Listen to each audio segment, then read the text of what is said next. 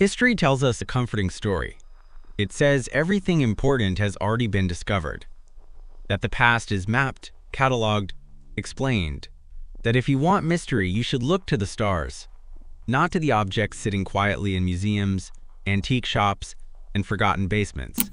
But that confidence collapses the moment you stop trusting interpretations and start trusting your eyes. Because scattered across Europe, Russia, and North America, there exist objects that do not behave the way history says they should.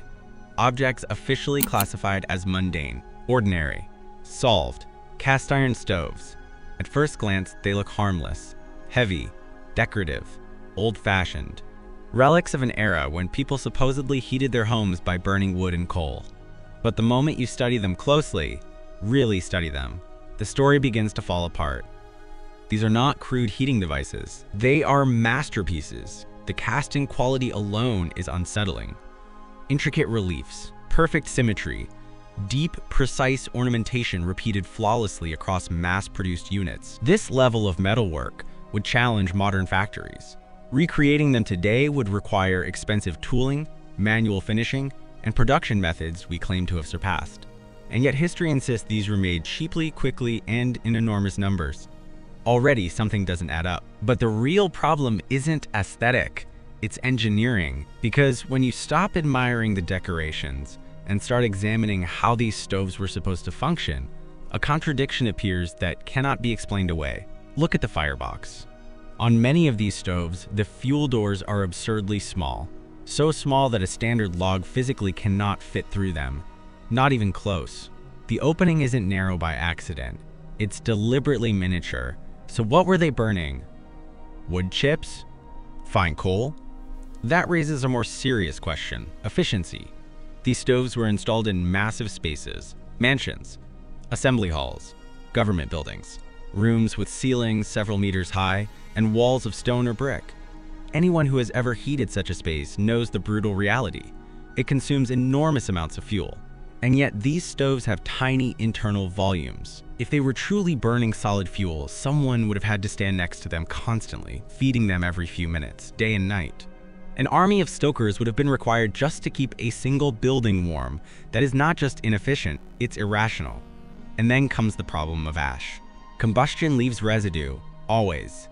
Ash pans, blowers, clean outdoors. These are not optional features.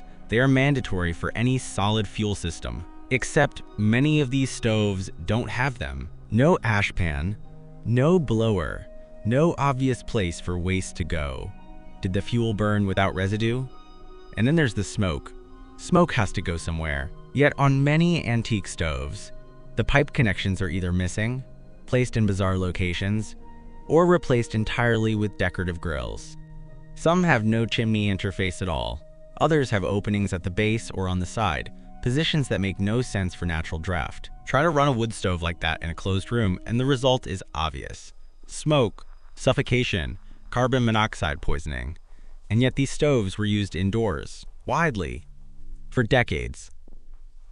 Which brings us to the strangest detail of all, the controls.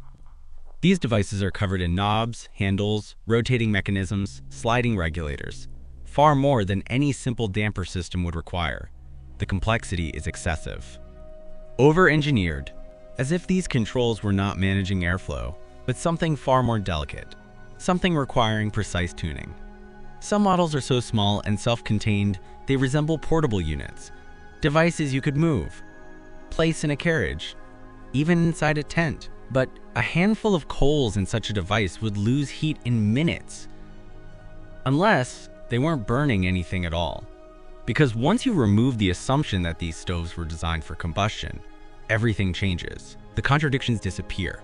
The tiny chamber makes sense. The absence of ash makes sense. The lack of oxygen supply makes sense. The bizarre controls make sense. If these were not stoves, but containers for something compact, powerful, clean, and the proof is not hidden in archives. It is cast directly into the metal, on the doors, on the side panels, on the decorative plates, a word, sometimes accompanied by a symbol, sometimes by radiating lines, sometimes by a triangular warning. The word is unmistakable. Radium. Pause on that. Radium. A term that today triggers fear, death, hazard signs, invisible poison. And yet, here it is, proudly cast into household heating devices of the 19th and early 20th century, not as a warning, as a label, a designation, like diesel on an engine, or electric on a generator. Suddenly, the stove stops being absurd. It becomes logical. A compact radium-based heat source would not require oxygen. It would not produce smoke. It would not leave ash. It would generate heat directly within the material, warming the massive cast iron body, which would then radiate soft, stable warmth into the room for months or even years without refueling. No stokers, no forests destroyed, no constant maintenance. And just like that, one of history's greatest architectural mysteries finds an answer. How were enormous palaces heated? Katzizaking, castles, cathedrals, stone halls with ceilings higher than modern apartments.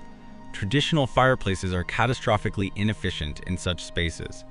Most of the heat vanishes up the chimney. The draft pulls warm air out of the room. Stand near one and your face burns while your back freezes. Heating an entire complex this way would require industrial-scale deforestation and non-stop labor. And yet, these buildings were lived in, comfortably. Radium heaters changed the equation completely. Autonomous, silent, clean, stable. Even the mysterious pipes on some units begin to make sense. Not for smoke, but for venting specific gases or circulating heated air. And there is something else. Something even more unsettling. Because the idea that radium was once used openly for heating does not come from imagination alone.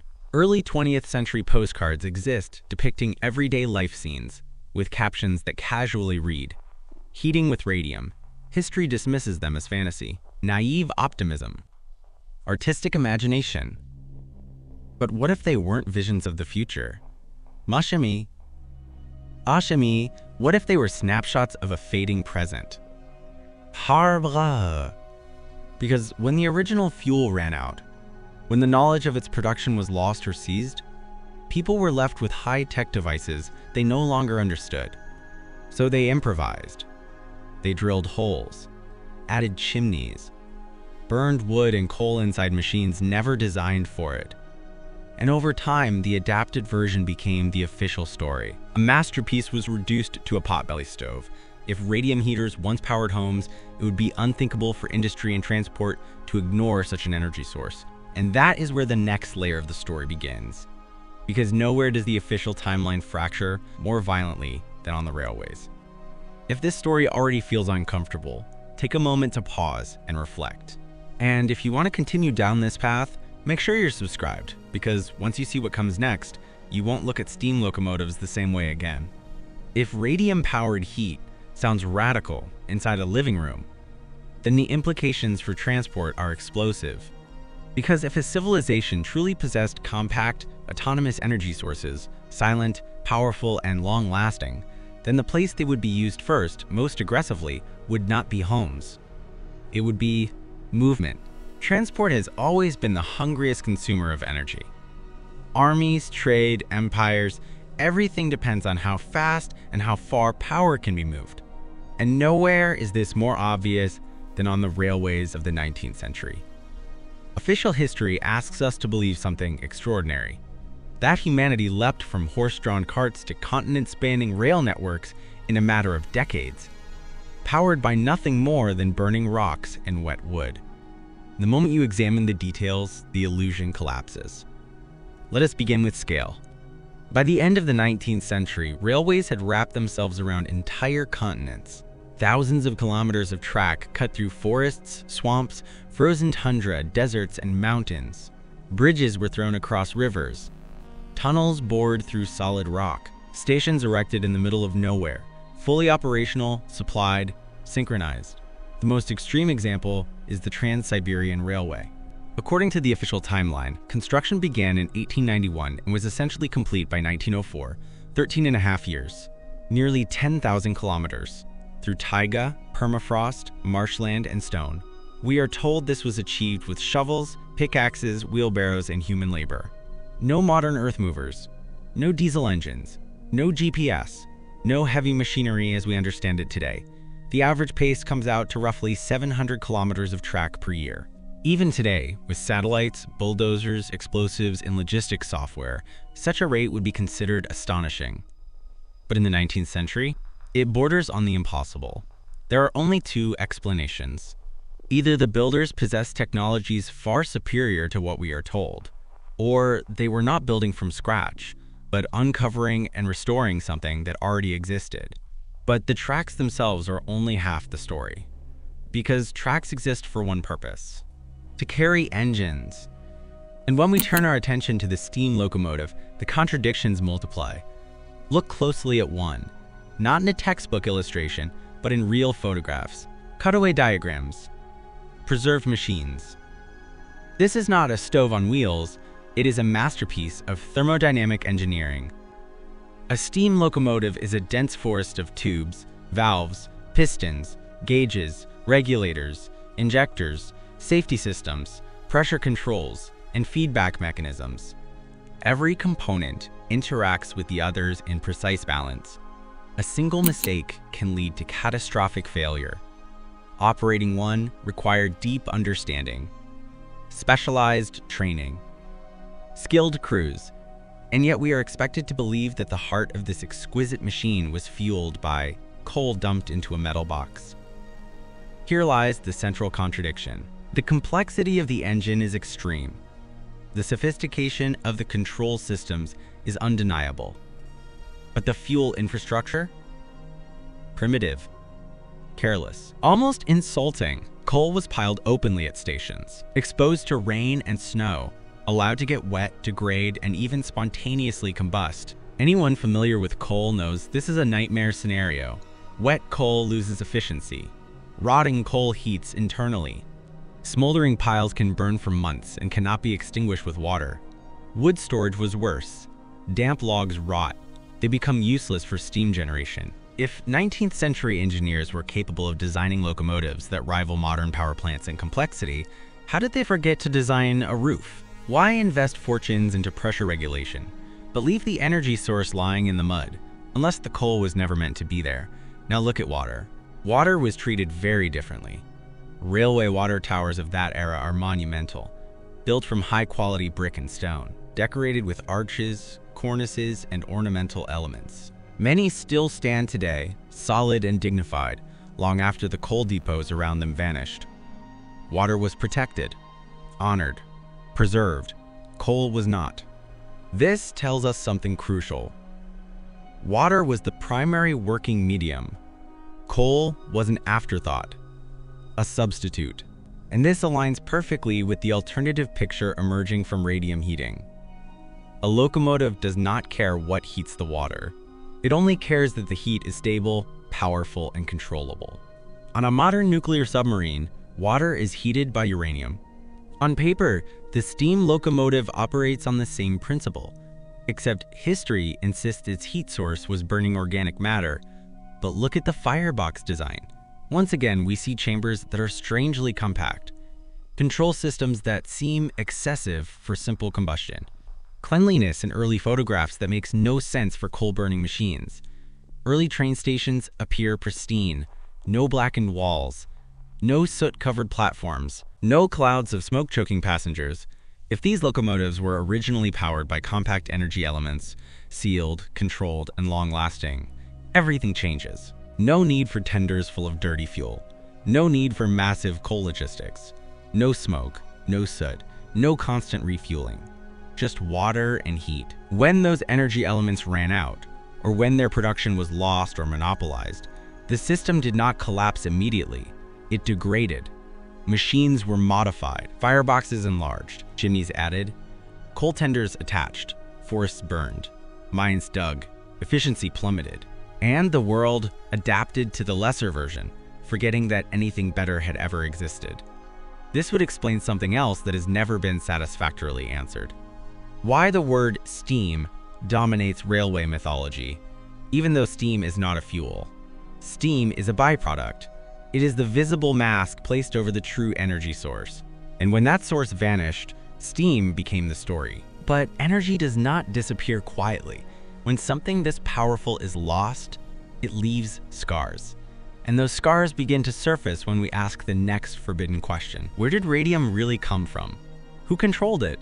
And why did its image transform, almost overnight, from a household miracle into an invisible executioner? Because the official story of radium's discovery is not a scientific chronicle. It is a carefully staged legend. Every great technological shift has a creation myth. A story designed to be remembered, simplified, emotional, safe. Radium is no exception. According to textbooks and popular documentaries, its discovery is one of the most romantic episodes in the history of science.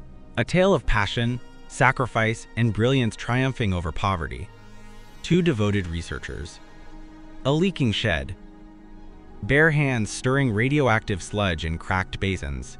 Love, hardship, and destiny intertwined. It is a beautiful story. And it collapses the moment you apply arithmetic. We are told that Pierre and Marie Curie, driven by pure curiosity, isolated radium at the turn of the 20th century by processing uranium ore under almost artisanal conditions. But radium is not discovered by inspiration. It is extracted by force. To obtain a single gram of pure radium, one must process staggering quantities of material. Dozens of tons of uranium-rich ore, vast volumes of water, enormous amounts of chemical reagents, continuous heat maintained for months, entire train cars of coal consumed just to keep reactions going. This is not laboratory work, it is industrial production. And yet the official narrative insists this was done by two people in a shed with dirt floors. No factory, no workforce, no logistics chain, no visible funding. Physics alone renders this impossible, which raises an uncomfortable question. If the Curie laboratory was not the source, who was? Because resources do not appear spontaneously. And here the story begins to change. It is quietly acknowledged in historical footnotes that the uranium ore used by the Curies was supplied by the Austrian government, facilitated by the president of the Academy of Sciences. Already, this is no longer a private experiment, but that was only the beginning. The truly decisive involvement came from a name rarely emphasized in popular retellings. Rothschild. Baron Edmund de Rothschild personally financed the acquisition of additional tons of ore and covered enormous auxiliary costs. Transport, reagents, facilities, infrastructure. This single detail transforms the narrative. Financial dynasties of this scale do not invest in scientific curiosities. They invest in control, in resources, in technologies that reshape power. The implication is unavoidable.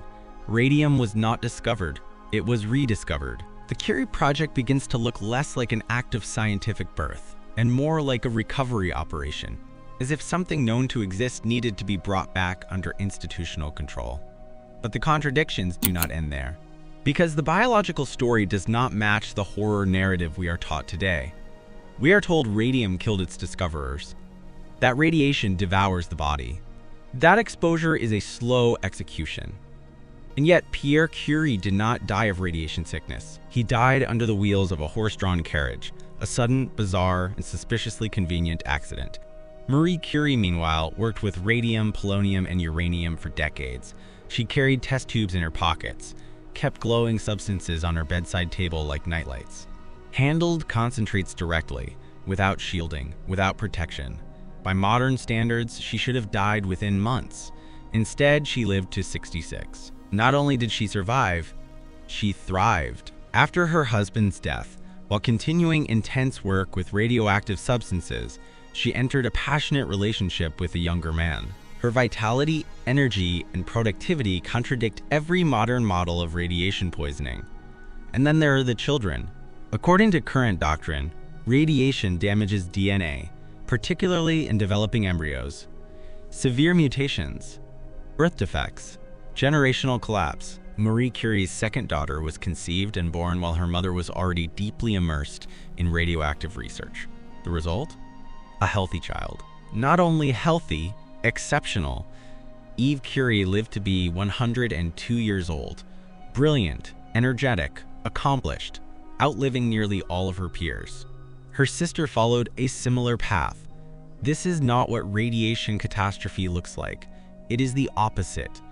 Now consider the economic paradox. At the beginning of the 20th century, radium was the most expensive substance on Earth. 1 gram cost more than 200 kilograms of gold. Entire fortunes were poured into acquiring milligram quantities. And yet, simultaneously, radium products flooded the market. Toothpaste with radium, cosmetics with radium, chocolate with radium, drinking water infused with radium, home devices designed to charge water with radioactive energy. This is not a minor contradiction. It is fatal to the official narrative, because either radium was incredibly expensive or it was cheap enough for mass consumer goods. It cannot be both. If real radium were used, a single tube of toothpaste would have been worth more than a house. If only trace amounts were added, then the promised effects would be impossible. So what was happening? There are 2 possibilities. The first is banal, a massive marketing scam. Manufacturers exploited public fascination with a new scientific word, sprinkling meaningless additives into products and selling dreams at a premium. A familiar story even today. But the second possibility is far more disturbing. What if the purpose was not profit, but discreditation? By turning a powerful energy source into a novelty, into a joke, its true significance could be erased. Radium became a toy, a miracle cream, a laughable fad. Then, once the public was saturated, the narrative flipped. Suddenly, radium was death. Stories of suffering were amplified. The radium girls became symbols. Fear replaced fascination. Regulations followed. Confiscations, monopolization. The psychological effect was absolute. No independent researcher would dare touch a substance now associated with slow, invisible agony. Humanity did not just lose a technology, it became afraid to even think about it. Which brings us to the final and most dangerous assumption of modern science, that all radiation is the same, that any ionizing radiation is inherently destructive. But reality refuses to comply.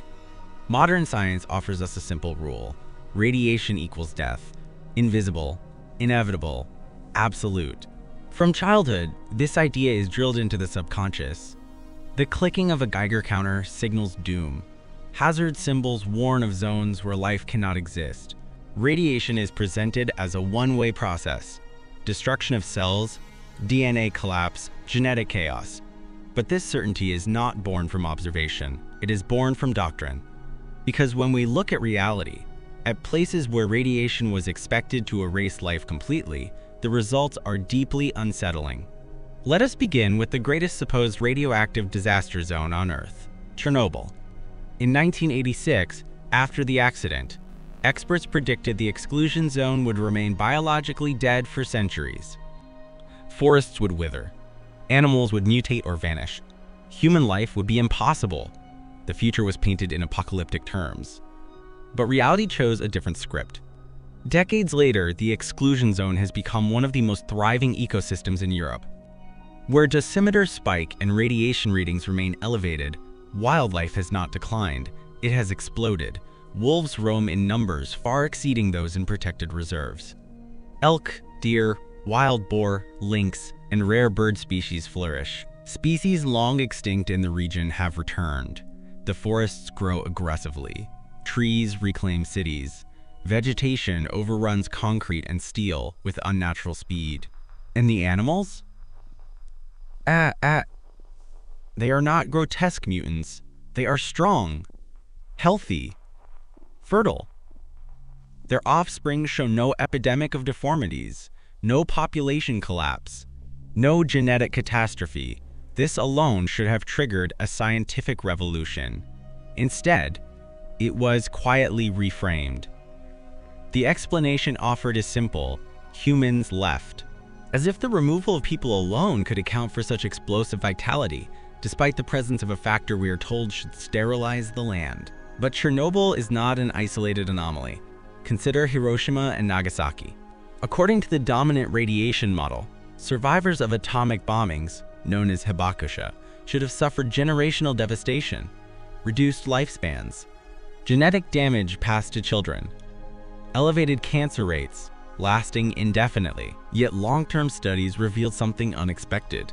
A striking number of hibakusha lived long lives. Many surpassed average life expectancy. Some reached 100 years of age. Their children and grandchildren were overwhelmingly healthy. This is not anecdotal, it is statistical, and it contradicts everything the public is taught. Now pause. This does not mean radiation is harmless. It means something far more dangerous. It means radiation is not singular. We are dealing with two fundamentally different phenomena that our instruments detect identically, but which biology experiences very differently. The first type is violent, chaotic radiation, the kind produced by nuclear weapons, uncontrolled reactions, and catastrophic releases. It shreds tissue through thermal shock and overwhelming energy density. This is real. This is deadly. But there is another type, ordered, stable, low intensity, continuous. Radiation that behaves less like a weapon and more like sunlight. Sunlight is radiation. Without it, life collapses. Too much, too fast, and it burns. But within a natural spectrum, it is the engine of biology itself. What if radium, when used correctly, belongs to this second category? What if the stoves, heaters, baths, and devices of the past were designed to extract thermal energy from decay in a controlled, biologically compatible way, not destruction, stimulation, acceleration, regeneration? This reframes everything. Those early radium waters, the cosmetics, the treatments, they may not have been quackery. They may have worked when the technology was intact and the exposure controlled. The problem is not radiation. The problem is that we lost the knowledge to distinguish white radiation from black radiation, creation from destruction. And once that distinction was lost or deliberately erased, all radiation was branded evil, which leads us back to architecture. Because if past civilizations possessed clean, autonomous energy sources that radiated gentle, constant heat, their buildings would reflect that assumption, and they do. Look at old cities, massive windows, high ceilings, no vestibules, thin internal doors, enormous open spaces. These are design choices that make no sense in a world dependent on wood stoves and fireplaces. But they make perfect sense in a world where heat is abundant, constant, and free. Now take this realization and push it further back in time. Before the 19th century, before cast iron stoves, before steam locomotives, because the same engineering impossibilities appear again, 2,000 years earlier, in ancient Rome. If the 19th century was the sunset of a lost energy system, then ancient Rome was its high noon. Because long before cast iron stoves and locomotives, the same contradictions appear, etched not in metal, but in stone. Official history tells us that Rome heated its villas, palaces, and bath complexes using a system called the hypocaust. According to textbooks, slaves burned wood in furnaces, and hot air flowed beneath raised floors and through hollow walls, warming the rooms above. On paper, it sounds plausible. In reality, it is mechanically impossible. Anyone who has worked with solid fuel heating knows the first problem immediately: soot. Burning wood produces enormous amounts of it. Sticky, tar-laden, highly flammable. It coats every surface it touches and accumulates relentlessly. Chimneys require constant cleaning. Neglect them, and draft collapses. Or worse, soot ignites, producing temperatures capable of cracking stone and melting metal. Now imagine this problem multiplied thousands of times. The hypocaust was not a single chimney, it was a labyrinth. Low tunnels under floors, narrow voids between brick columns, horizontal channels extending across entire buildings. How were these spaces cleaned? How did slaves crawl into passages barely high enough to kneel, choked with centuries of soot to scrape residue from every surface? They didn't. Because when archaeologists excavate these systems, they find something shocking. The interior surfaces are clean. Not relatively clean, pristine. No carbon deposits, no tar, no thermal cracking, no discoloration soaked into porous brick. These spaces did not carry smoke. They did not carry open flame, which means the official explanation collapses. If wood was not burned beneath Roman floors, what was?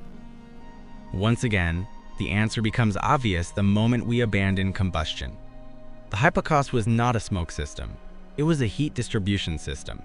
The pillars beneath the floors were not channels for fire. They were heat accumulators. Structural nests designed to hold a stable energy source that warmed the massive stone floor above. The heat was gentle, even, persistent, exactly the kind produced by controlled decay or radiant energy. No ash, no soot, no oxygen required. And this explains something else. Roman baths. These were not modest facilities. They were colossal complexes. Heated pools, warm halls, steam rooms, all operating continuously, year-round, serving thousands of people daily. Heating such structures with wood would have stripped entire regions bare. It would have required constant labor on an industrial scale. And yet Rome endured for centuries. Now step back and look at the pattern. Victorian mansions, medieval castles, Roman villas, different eras, different materials, same contradictions. The buildings were designed for a heat source that modern historians refuse to acknowledge. A heat source that did not require saving fuel, that did not require insulation, as we understand it today. That allowed for architectural extravagance without concern for energy loss, which means the loss of that energy source was catastrophic. When it vanished, whether through confiscation, depletion, or deliberate suppression, humanity was forced to adapt. Chimneys were punched through walls where none had existed. Ugly pipes scarred facades. Hypocaust channels were filled with dirt and forgotten. Elegant systems were mutilated to accept smoke. A civilization designed for abundance was forced into scarcity, and with scarcity came dependence. Because there is one thing you cannot meter easily: radiant decay. You cannot put a counter on it. You cannot shut it off remotely. You cannot force people to buy refills every month. But you can sell coal. You can sell wood. You can sell gas. You can sell electricity. The shift from autonomous energy to consumable fuel did more than change technology. It changed society. It created energy dependence. It created leverage. It created an economy where warmth itself became a commodity. And that may be the darkest implication of all. Perhaps radium-based systems, whether truly radium or some forgotten cousin of it, were not lost by accident. Perhaps they were removed because a world powered by autonomous energy cannot be controlled in the same way. Which brings us to the present. Because the objects still exist. The stoves, the baths, the water towers, the symbols. They sit in plain sight, labeled, cataloged, misunderstood. Official explanations are draped over them like thin cloth, convincing only until touched. And that leaves us with one final question. If this knowledge was taken once, could it be found again? In part 6, we will step back and look at the ruins, the museums, and the streets around us, and ask why the evidence is everywhere and yet invisible. If a technology powerful enough to heat cities without fuel once existed, its disappearance would not be clean. It would leave residue. Not radioactive residue, but cultural residue. Architectural scars. Objects repurposed. Explanations improvised after the fact. And once you know what to look for, you begin to see it everywhere. Walk through any old European city. Look up. You will notice buildings from the 18th and 19th centuries with enormous windows and impossibly high ceilings. Apartments designed like palaces. Stairwells wider than modern living rooms. Entryways without vestibules. Doors that leak air by modern standards. These structures should be uninhabitable in winter if heated by wood alone, and yet they were lived in comfortably. Now look at their heating solutions. Chimneys awkwardly added decades after construction. Flues cutting through decorative masonry. Pipes that seem like afterthoughts rather than integral parts of design. Retrofitting. Improvisation. A civilization adapting to loss. Visit museums. You will find cast iron stoves labeled confidently as wood-burning or coal-fired. The plaques speak with authority. But the objects themselves disagree. Fireboxes too small. Controls too complex. Symbols unexplained. Labels ignored. The word radium quietly erased or reframed as decoration. Go to old railway stations. Water towers remain. Monuments of brick and stone. Coal infrastructure, by contrast, is often temporary, crude, or entirely absent in early photographs. Why preserve water with reverence? and treat fuel as disposable.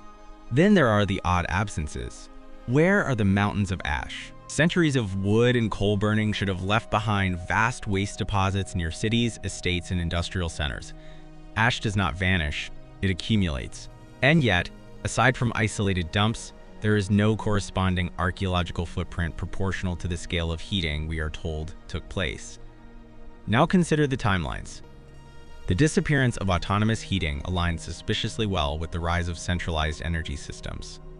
Gas networks, electrical grids, coal monopolies. Suddenly, warmth required connection, permission, payment, and the narrative adjusted itself accordingly.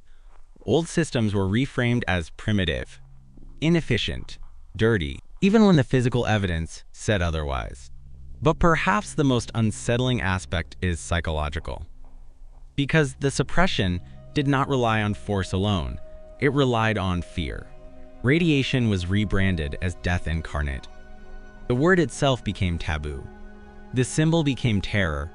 Independent experimentation became unthinkable. No one needs to guard a door that everyone is afraid to approach, and yet nature continues to whisper a different story. Life thriving in exclusion zones, longevity among the exposed, healing waters where none should exist, fragments of truth leaking through the cracks. Which leads us to the final realization. This is not just about stoves, or trains, or Rome.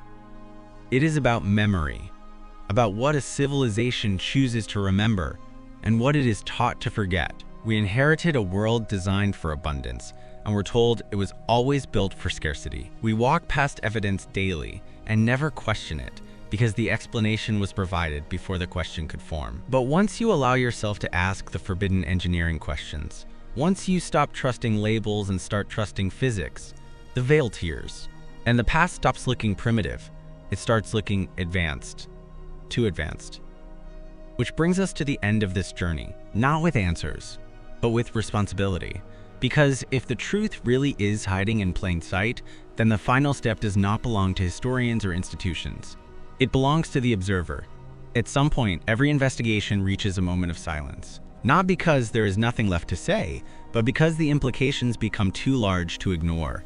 If the past truly possessed autonomous energy, clean, compact, abundant, then history is not a story of steady progress. It is a story of collapse. Not a dramatic apocalypse, but a quiet dismantling, a careful forgetting, a substitution of truth with convenience. The world we inherited makes sense only if something fundamental is missing. Buildings that no longer match their environment. Machines repurposed beyond their design. Technologies explained in ways that barely hold together. And yet, the objects remain. The stoves that were never meant to burn wood. The locomotives that were never meant to haul coal. The floors that were never meant to carry smoke. They stand like witnesses who were never allowed to testify. Official history asks us to believe that human ingenuity rose slowly, painfully, inefficiently, scraping warmth from burning trees, dragging fuel across continents, choking cities with soot, and somehow building monuments of elegance along the way. But the physical record tells a different story.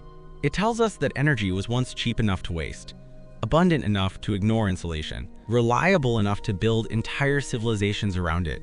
And when that energy disappeared, the architecture didn't change overnight. People adapted. They filled the void with worse solutions, and then rewrote the story to fit the downgrade.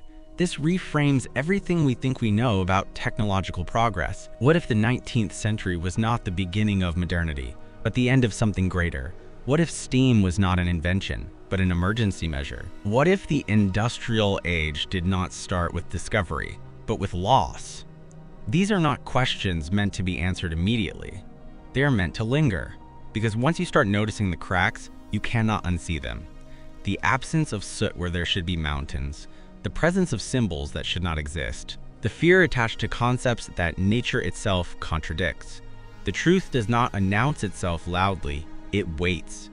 It waits in cast iron, in brickwork, in forgotten basements, in museum halls where labels explain just enough to prevent curiosity. The most effective lie is not the one that is shouted, it is the one that feels unnecessary to question. And yet, every civilization that lost knowledge began exactly like this, by assuming the past was stupid and the present was superior. Perhaps what was taken from us was not just a technology, perhaps it was a way of thinking, the courage to ask simple questions, the refusal to accept explanations that defy physics, the instinct to trust observation over authority. Because if those things return, the story does not end here. It begins again. If this exploration resonated with you, do not let it end in silence. Question what you see. Look closer at the objects around you. And if you want to continue uncovering the forgotten layers of our past, stay here, subscribe, watch the next investigation, and most importantly, share your thoughts. Because the truth does not belong to institutions. It belongs to those who are willing to look. End.